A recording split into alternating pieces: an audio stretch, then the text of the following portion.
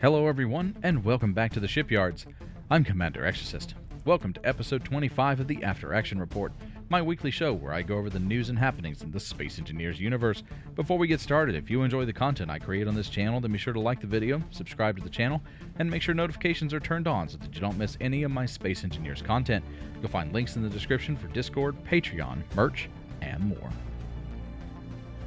We are approximately 2.5 weeks away from the release of Space Engineers 1.208, which is a custodian update for the game, including bug fixes and upgrades to core mechanics, along with a series of new blocks.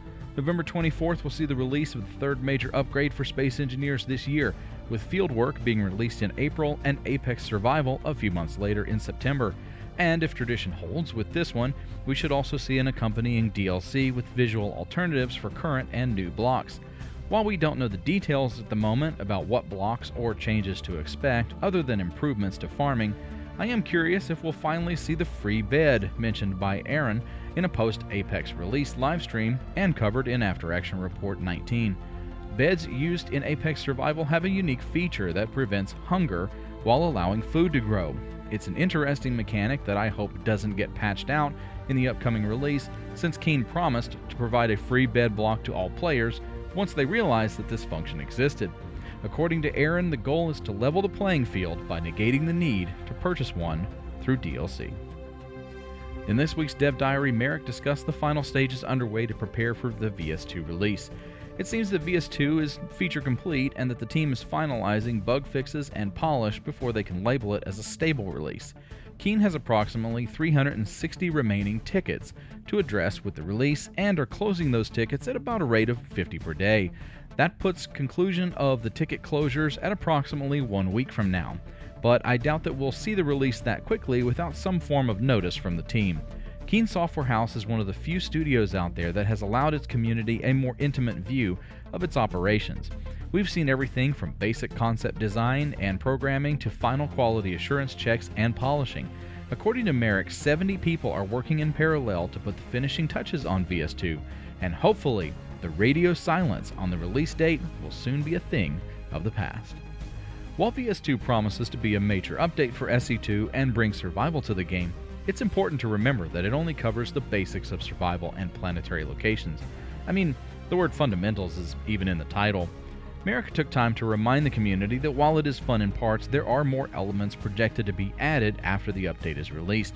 VS2 is the basic framework for survival, but will eventually be reinforced with NPCs, more engineering mechanics, challenges, mission objectives, combat, and more exploration. We can expect incremental updates like VS 2.1, 2.2, etc. throughout 2026 as Keen implements refinements and new features to the game. We also got a look at several small environmental improvements coming in VS2, including one particular feature that I'm elated to see. In a brief set of YouTube videos, we see subgrid physics functioning on the door in SE2. One major problem I had with the VS1 Alpha was that the door could only be opened by activating its control panel.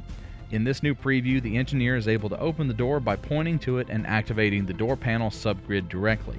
Additionally, upgrades to the suit light now offer 3 options: always on, always off, and automatic on. Much like the overhead light in a car, engineers can select a preference and suit lights can be set to turn on and off automatically when entering darker environments. This might not seem like much, but it's these small quality of life improvements that often sets Space Engineers apart from other games. One fix might not amount to much, but many small fixes can bring significant improvements to the overall experience, and the work on VS2 seems to be moving well along those lines.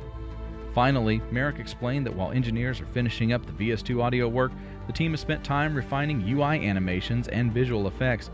Small changes such as improving the smoothness of UI element transitions and the swapping of materials on the toolbar, along with making the toolbar highlight box more prominent, are just some of the many hundreds of changes coming in the update. VS2 will finally bring planets, survival, backpack building, projection building, colonization, contracts, and encounters to SE2 a year after being in alpha status.